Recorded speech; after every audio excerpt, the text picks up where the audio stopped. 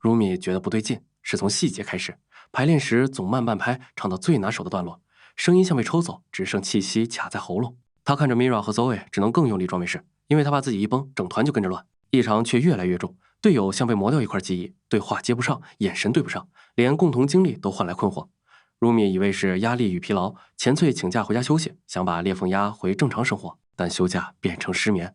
他越逼自己睡，脑子越清醒，像有什么在等他闭眼。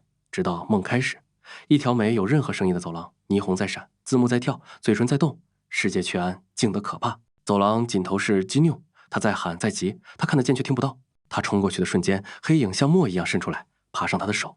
雨喉龙不是要杀他，是要吞掉他的声音，把他拖进更深的无声。他每次都在同一刻惊醒，喉咙痛，胸口紧，像刚被掐过。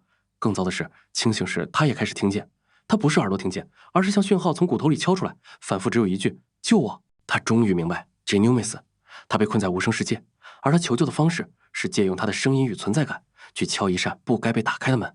他开始不敢睡，因为一闭眼就会被拉回走廊。他也开始不敢说话，因为每次开口都像在交出代价，句子变短，尾音消失，声音像不再属于他。他对着镜子练习发声，嘴唇动得完整，音却薄得像影子。无声世界在提醒他，你不是人，你是门。假期结束，他回到练习室，以为至少团还在。门一推开， Mira 和 Zoe 都在，但 Zoe 对他露出礼貌的陌生微笑。请问你找水？ Mira 的眼神也冷得像在辨认闯入者。我们今天有排这个人吗？ Rumi 转头看白板，只有 Mira、Zoe 没有第三个名字。他再看海报，那本该属于他的站位像被干净裁掉。他翻手机相簿，合照还在，但每一张里他都像被雾抹去，只剩背景与另外两人，像他从没存在过。那一刻，他把线索拼起来。无声世界要的不是只有他的声音，而是他的存在。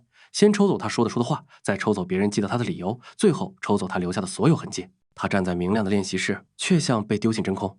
就在他快崩溃时，那道男声忽然贴着他喉咙最深处，用他的声带低语，急得像溺水的人抓住最后一口气。快一点！Rumi 终于明白交易的真相，救 Genu 等于把自己交出去，不救他永远困在无声世界，而他也会被一点一点抹除，直到连自己是谁都想不起来。